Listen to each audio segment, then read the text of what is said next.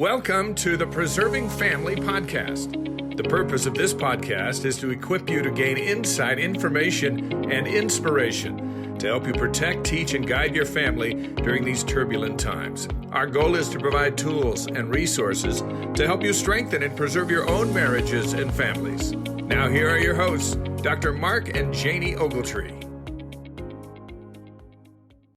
Hi everyone, welcome and so glad you're with me today. I'm always grateful to be with you, and we're going to dive right in. It was 1992. I was a brand new counselor in Mesa, Arizona, and one of my clients said to me, "Have you ever heard of the love language book? It's brand new."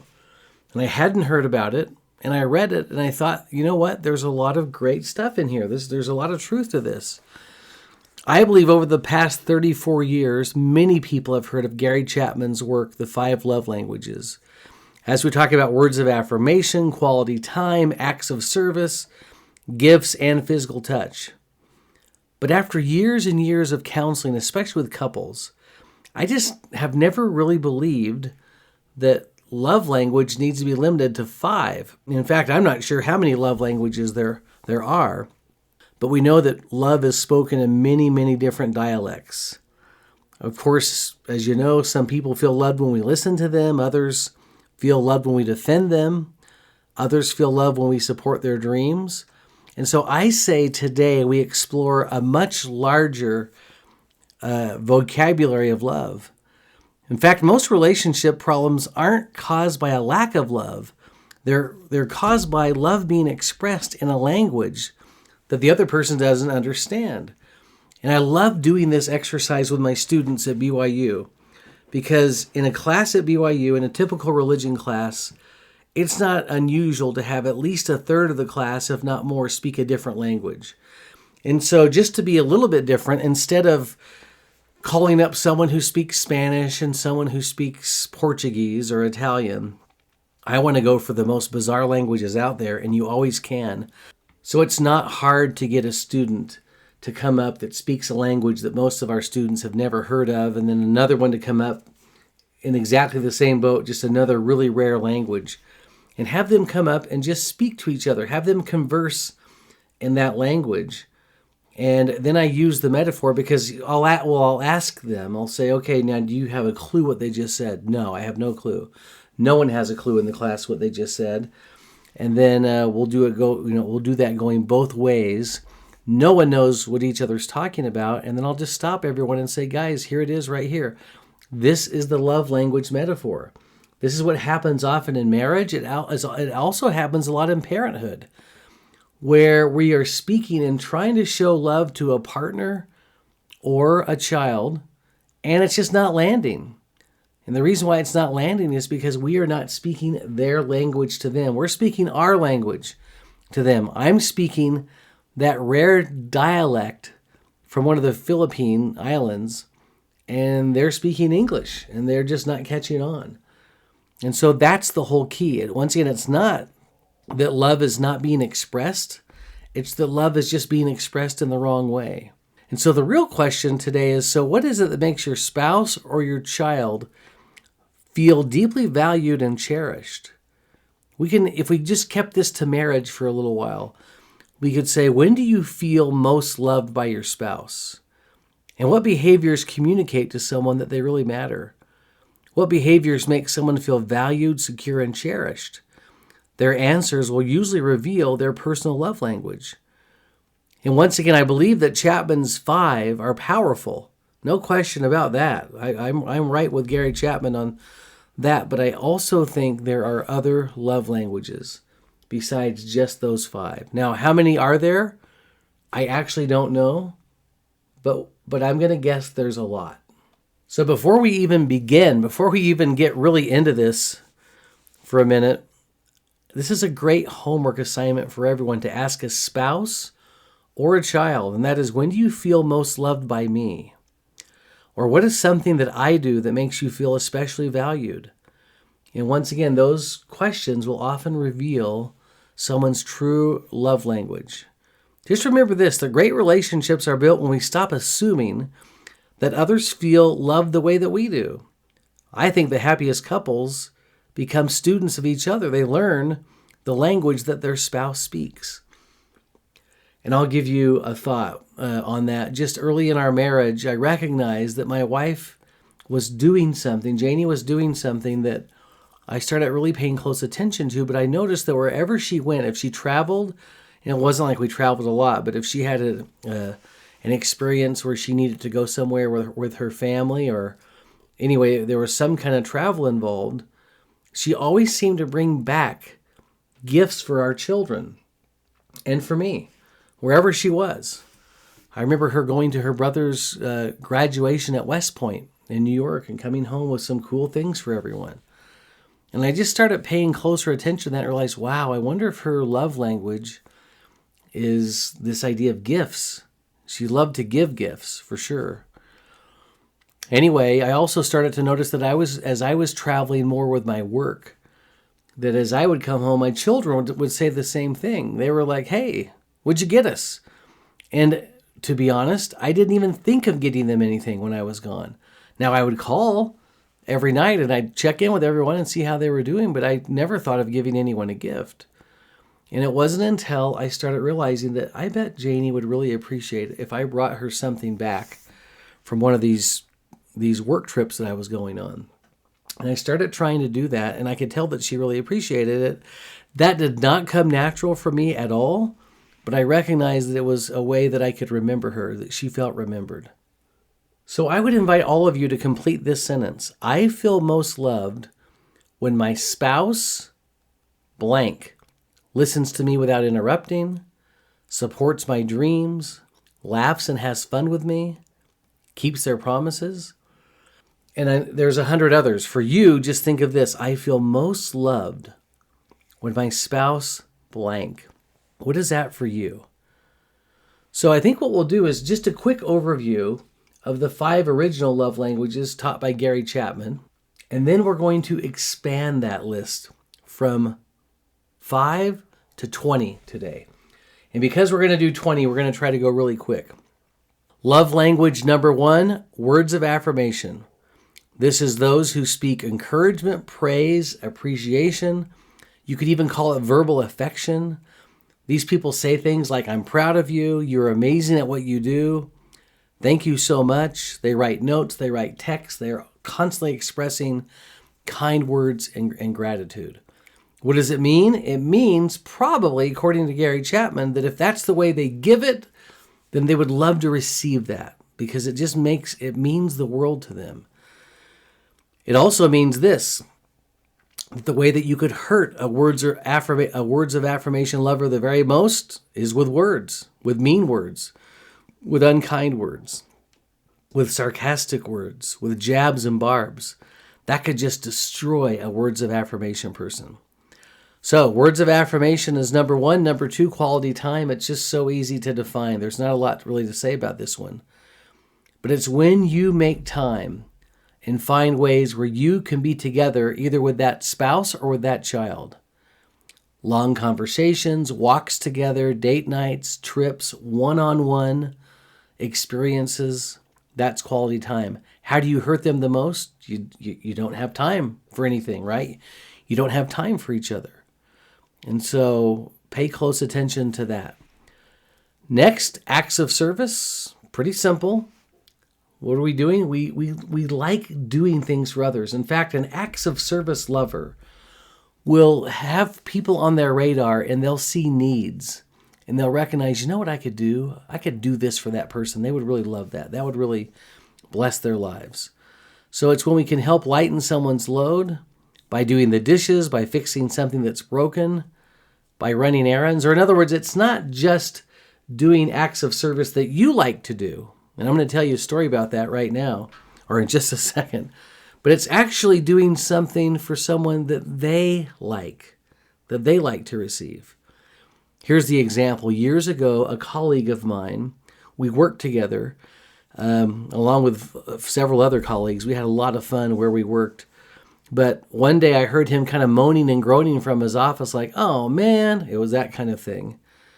And I went down to Ken's office. I said, Ken, what's going on? He goes, oh man, my wife, sometimes she just drives me a little nutty. I said, Ken, what's going on? And he said, look, and he showed me a lunch sack. I mean, I'm talking, you have the little brown paper bags, right, that we bring our lunches in, or then you have a full-size grocery sack. His wife would make for him every day lunch in a full-size grocery sack. I go, that's your lunch? Yeah, it's right in here. And I opened up his sack. And guys, if there are any men listening, every cool thing you can imagine in a lunch was in that sack. I couldn't believe it. And I couldn't believe that he was complaining about it. And I go, what's wrong? This is incredible. And he goes, I know what's going to happen. In about 30 minutes, my wife is going to call me and say, so, how was your lunch? And he's going to have to say, oh, it was great. And I said, that's okay. I'm still not getting the problem here. Obviously, your wife likes doing this for you, right? And he said, yeah, but this isn't really what I want. What do you want? I would love if my wife was more romantic. I would love if there was more physical touch and physical affection. But she's making me lunches every day, which, okay, whatever. Well, anyway, although a lot of us hear this story and think, that'd be cool, love to have the lunch. My friend was saying, I'd love to have more physical touch in our relationship. So once again, back to the idea of acts of service. A real act of service is when we're doing someone to lighten someone else's load. Something that either they need and they've expressed they need it, or we've perceived that need. It's not just doing whatever we want to do. I was talking to a woman in my counseling office years ago, and when she was in the childbearing years and would have a baby, her mom would always come into town to help. But the mom's way of helping was cleaning out the pantry, cleaning out all the cupboards, deep cleaning the house, doing all these kinds of things. And this woman would lay on the couch and just roll her eyes as her mom was yelling at the top of her lungs, where does this go? And why do you have this pan? And what's this for? You don't need 2 of these. Let's take some of these to DI or whatever. And this woman would say, all I wanted was for my mom to take our children to the park, our other children, so I could just rest and relax and be with our brand new baby in the rocking chair. But instead I was being ordered around. And once again, if you ask the mother in that story, I think she would say, oh yeah, I helped them so much. It was incredible. But the daughter in that story would say, that's not the help I needed. You were doing what you wanted to do, but not what I needed. All right. Physical affection, healthy physical touch that communicates warmth. Examples are holding hands, hugs, sitting close. Here's something that I've noticed about physical affection. This is just my take on this. There are a lot of people who love intimacy in the sexual part of their married life. And so in their mind, they are physical affection and touch. But in reality, outside of that sexual experience, they don't really care about physical touch that much. And what I would say to that is, I don't think you're physical touch. I don't think that's your love language. Do you like intimacy? Yeah, that's great. That's wonderful that you enjoy that. I'm sure it's a great, healthy part of your marriage. But you're not physically affectionate normally. In my mind, a physical touch person is probably someone like me who puts their arms around people, who can't wait to hug a grandkid, who if I'm coaching a team or whatever, I'm hugging every kid on that team. I'm congratulating them and hugging them when they make it to first base. That would be someone who's really physical touch. And once again, how do you starve someone out of love that's physical touch? You don't touch them. And that's devastating for those people who are just craving to be loved and touched. And then we have gift giving, number 5. And once again, what gift giving really is it says to a person, hey, you know what? I have been thinking about you. I am thinking about you, and I just thought you would love this gift. You would love it. Visible symbols of thoughtfulness. I still remember a woman in my counseling office years ago in Texas who said, I would love it if my husband would just stop home from work every day at a convenience store and bring me a treat. I would just think that's the coolest thing in the world. Now, I know a lot of us don't think that way, but if you're a gift giver and a gift receiver, you kind of like it that way. So this would include flowers, notes, surprise treats, just small, meaningful items. Once again, you're on the trip and you think, you know what, my wife or my husband would love, I think they would love this sweatshirt. I'm going to get it for them. But now we go beyond the 5 love languages. Back to my belief that there are many, many love languages, and maybe one day someone will do the research and they'll identify maybe 50 love languages. My wife would say there's probably as many love languages as there are people. I think maybe there's 20 or 30 really common ones. And so I'm going to take you through number 6 through 20 now. These are things that we haven't thought much about. Maybe someone will write a book on it one day, but here we go. The first one, emotional safety. That can be a love language for someone. Some people feel loved when they feel safe, and it's safe to be vulnerable. It's examples like this: to be listened to without judgment, to have weaknesses not used against you, to have your feelings respected, but just to feel emotionally safe with a spouse. I remember hearing once that a spouse said to their husband, "I trust you more than anyone else in this world. I can tell you anything." That's emotional safety, and it's crucial. Another one that I see a lot in my counseling office is loyalty and defending. Or in other words, feeling loved because a spouse stands up for you. A child would say, "I feel loved when my mom and dad stand up for me." Examples would include defending a spouse in a family conflict, having a spouse's back or a child's back in public, expressing allegiance and loyalty to that spouse or child. One of the scenarios I see a lot is when there's extended family conflict, and maybe a husband's family or a wife's family is not real thrilled with the husband or the wife in this story. So maybe I should just tell it this way. The husband, he has a family. Their family does not like his wife that much. And there's been friction between the wife and the mother-in-law, between the wife and the father-in-law, the wife and the siblings. And here's that woman crying, that wife crying in my office and saying, "Not once has my husband ever stood up for me and defended me. Not once has he ever said, 'Hey, do not talk to about my wife that way. That's not appropriate, and we're not going to stand for it.'" And that's what people need on many occasions. We want someone to stand up for their spouse. All right, number 8, supportive dreams. A lot of people are dreamers. I'm a dreamer to some degree.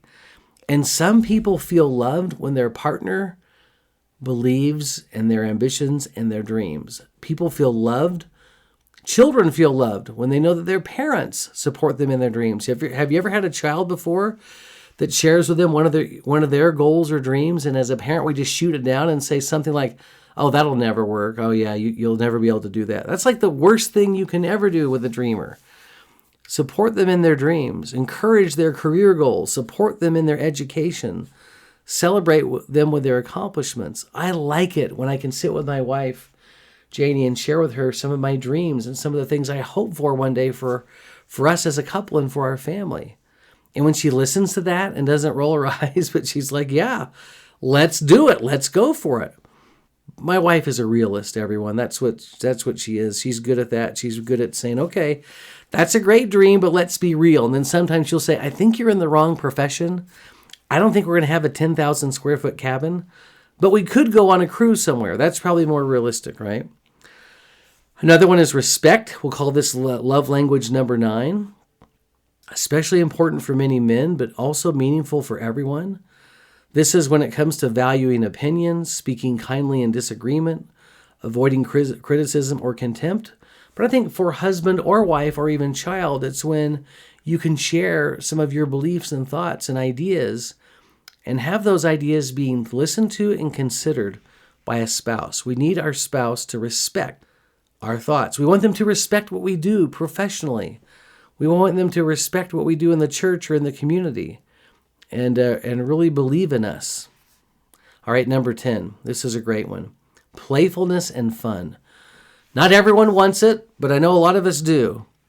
Love is communicated through laughter and shared joy. Examples: teasing, humor, adventures together, listening to funny people. I call those are some of the great comedians of our day that can make us laugh.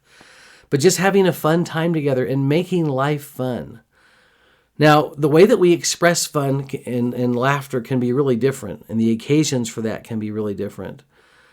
But I think that that's a need for some people. Some people really need that in their marriage, and some people need that in their parent-child relationships, is to have fun with each other. Create a culture in your homes of fun and laughter. I still remember My professor, George Pace, when I was a BYU student, my religion teacher, telling the story of taking a shower and having his wife sneak in the bathroom with a full pitcher of ice cold water with ice cubes and dumping it over the top of the shower curtain all over him. And there was a time in our life where not only did I do that to my wife, but I got our kids involved in that. I haven't done that for a while because I learned how much she doesn't like it. But that was creating a culture of some fun, listening to what my professor did and thinking, we're going to do that in our home. Number 11 is spiritual connection. And let me tell you about spiritual connection just for a minute, because this is really the reason for me doing this podcast. I was sitting with a couple recently in my counseling office, a couple that is about to be married. They're in their 50s, and they've both been married before, and both had some pretty horrific experiences with their previous spouses. And as I was going through with them and trying to help them identify in some premarital counseling each other's love languages, the wife just started to cry. And she said, I don't need any of those. And she was talking about what we would call Chapman's 5 love language. She said, I just need my husband to be a disciple of Christ. That's all I need. She did not have that in her previous marriage, but she craved it and wanted it so much. And another way to say that, I think, is this spiritual connection. I think for religious couples, this is super powerful. This isn't just praying together and reading the scriptures together or worshiping together, meaning going to church together, but it's talking about faith. It's talking about religious things. It's talking about gospel principles. Even for my wife and I, it's talking about our church leadership experience and getting ideas from her on what we could do better in our ward or in our stake or whatever the calling was at the time, and having her give her input. It's having discussions about general conference and talks that we like. How did you like that speaker and sacrament meeting? What did you think about that today, and how did that affect you? It's just having all of these great experiences. It's going through the temple together and saying, what'd you think? It's sitting in the celestial room together and talking once again about goals and dreams and prayers that we hope will be answered, right? Number 12 is reliability. Another love language shown through just consistency and dependability. What does it look like? By the way, a lot of our children need this. I remember we had a daughter. We still have that daughter, by the way, but when she was younger, if we ever broke a promise, and when I say that, that sounds so crazy, but it looked something like this. Hey, everyone, we're going to go swimming today. When we get home, when Dad gets home, we're going to go swimming. And then recognizing, oh my gosh, we forgot one of our kids has a game tonight. We can't go swimming or whatever. Having that daughter literally collapse on the floor because we had promised her that we were going to go swimming. And I promise you that there were a lot of nights, all of a sudden it's 9 o'clock at night and we're finding a place to swim somewhere for 10 minutes because we promised her we would. But it's keeping promises. It's showing up on time. It's following through. One of the things I see in my counseling work sometimes is I often give couples homework when they come in and we visit. And when they come back, if one of those spouses has not done their homework assignment, you just see the look of disappointment on the other spouse's face, like you don't even care. You just don't even care about this. It's so important to show up, and it's so important to follow through, and that's a great love language for some. Number 13, attention and interest. I know this sounds super simple, but feeling loved is when someone shows curiosity about your life. If we reached a point in our marriages that our marriages are so stale that we don't even ask each other how their day went and what happened and what went on, that's pretty sad when we reach that point. So examples, asking about your day, remembering details, showing interest in hobbies. Hi, honey, I know that you went to to this event today, whatever it is. So how was it? What happened? It's easy to do, but you're showing your spouse that you're interested. I dread the day that when I come home from work and my wife doesn't say anymore, so how was your day? I know that sounds so trite, but I want her to care about what I'm doing. I don't want to have to say, hey, guess what I did today? Because I'm not the kind of person that would ever tell you that if you don't ask. But if she asks, I'll tell her. And that's her way of showing me that she's interested in my life and what I'm doing. Attention and interest is a great love language. Protection, feeling protection. This is kind of like that idea of loyalty. But it's also physical protection. Feeling protected when someone provides safety and security. Examples would include emotional protection, financial responsibility, and physical care.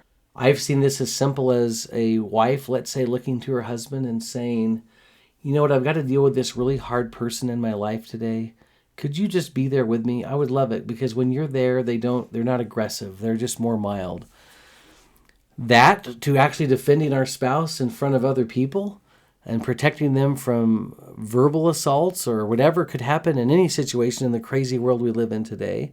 Even physical protection. I always try to make sure that I'm walking on the side between the road and my wife if we're on a walk. But my wife loves walking on the roadside, so I have a hard time with that. All right, number 15, teamwork. The love language of teamwork. I love that.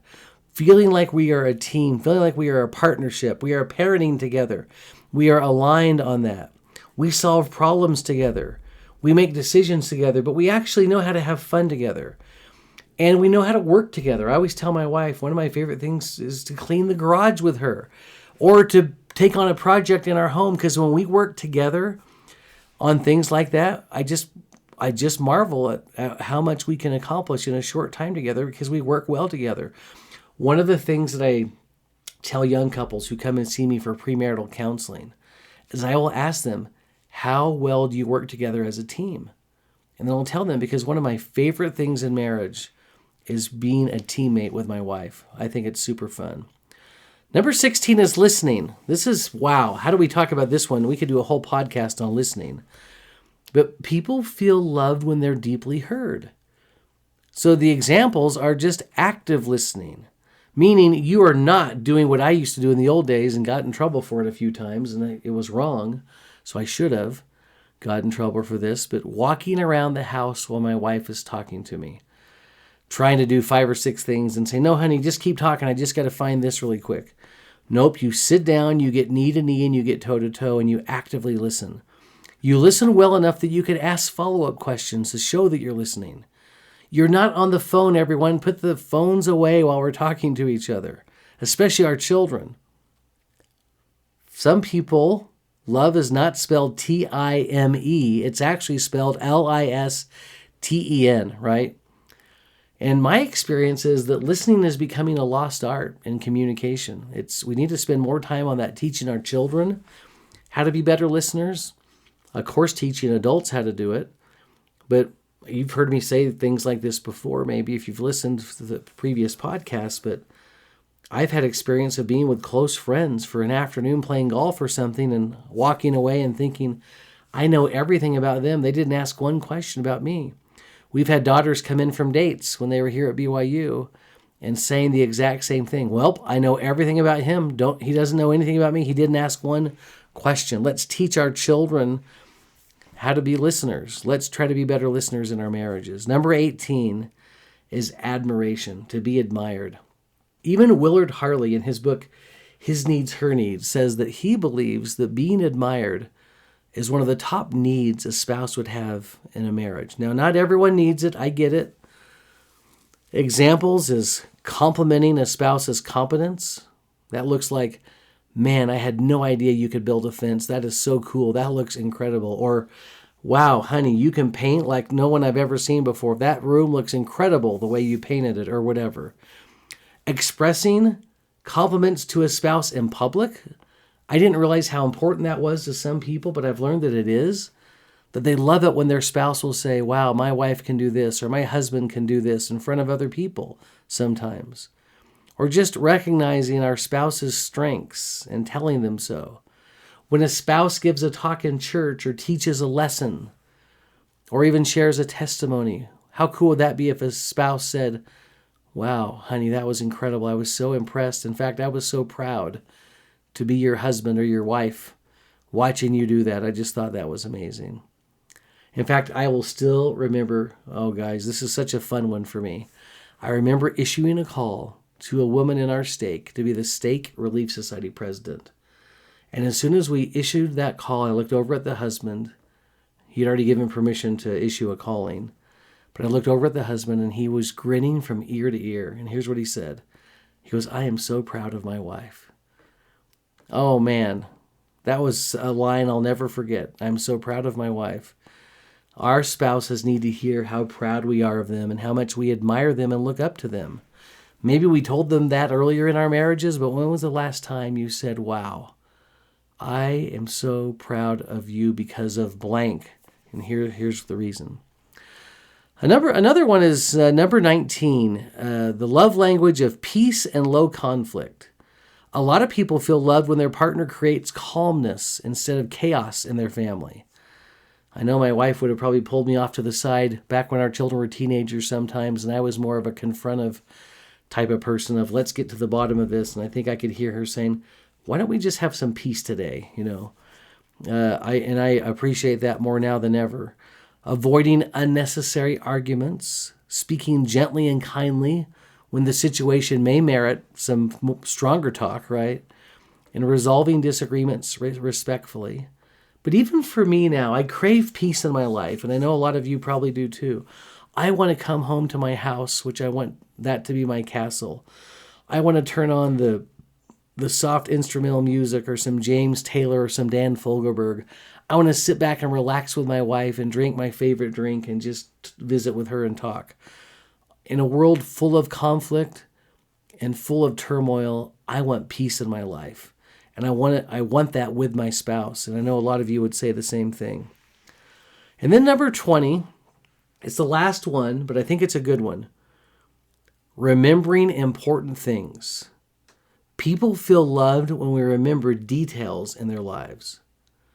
Of course, examples could include the major things like birthdays, or favorite foods, or important events or milestones.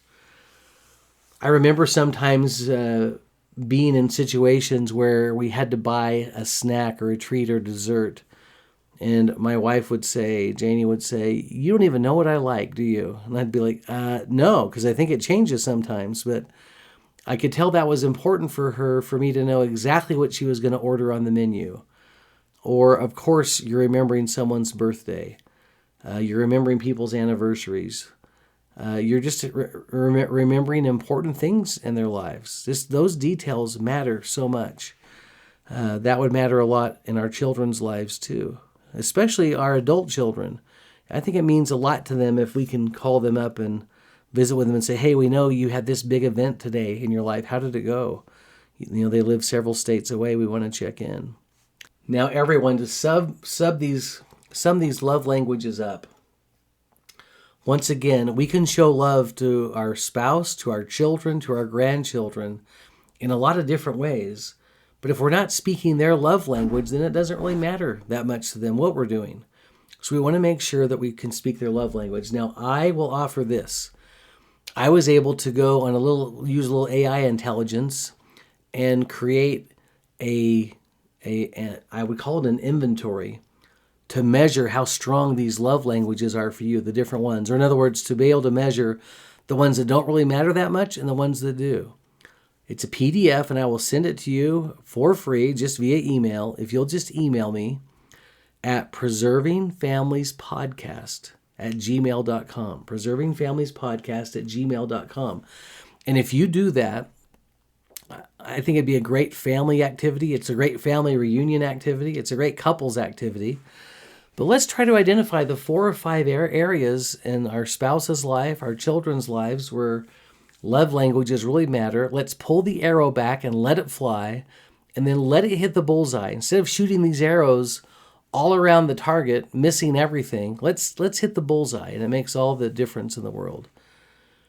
Now, here's the story that I would share with you in closing.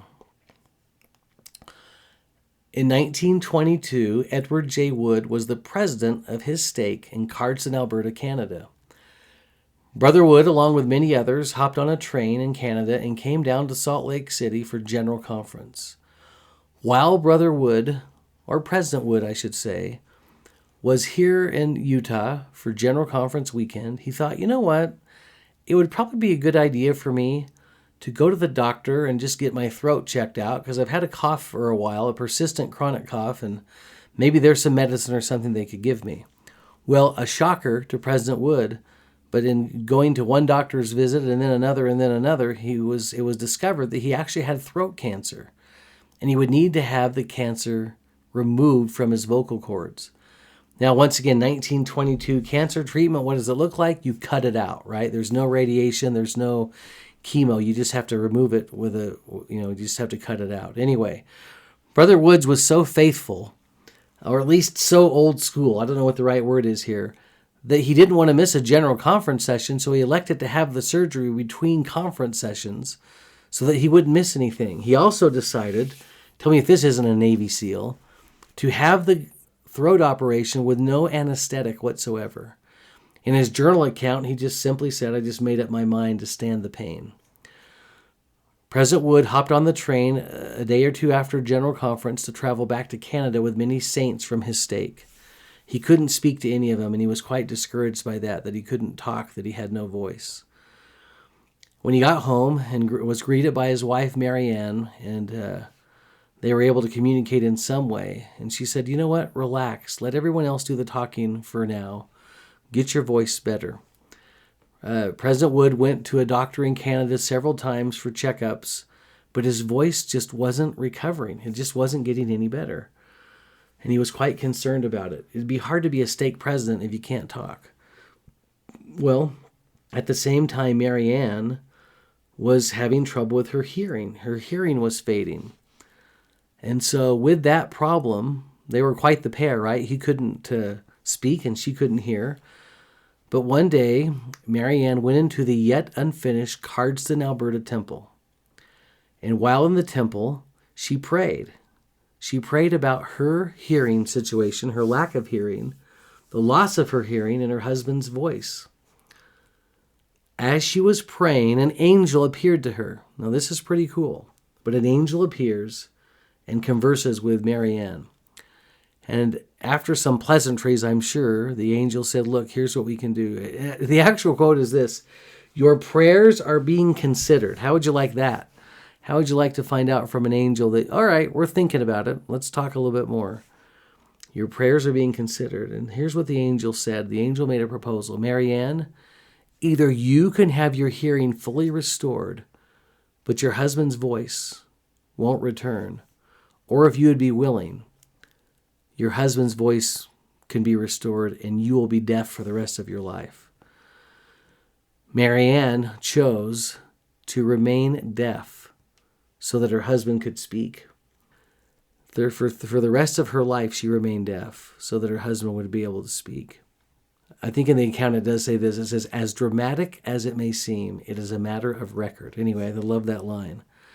When you talk about love languages for a minute, when you think of Edward and Mary Ann Wood, here's what I think of. The love language of sacrifice, the love language of support of a spouse's mission, the love language of spiritual unity, the love language of loyalty and devotion, the love language of concern for a companion's well-being over your own. I think those are some great love languages to think about. I love this idea that love is not one language, it's an entire vocabulary, and the happiest relationships are those where we take the time to learn how the people we love experience love. Everyone, I hope you have a wonderful week. I hope that for our LDS today, that you would be willing to email at preservingfamiliespodcast@gmail.com, and we'll send you that love language quiz for free, that inventory. But if nothing else, how about just asking your spouse, as you talk about perhaps these love languages, how do they most feel loved by you? To ask your spouse that question and to ask your own children that very question as well. How do you feel most loved by me? What can I do to make you feel loved? And everyone, I promise you, just by asking that question and trying to make a small adjustment, our marriages and our family lives will improve in a significant way. Well, everyone, thank you for being with me today. I hope you have a wonderful, wonderful week. I look forward to being with you next time.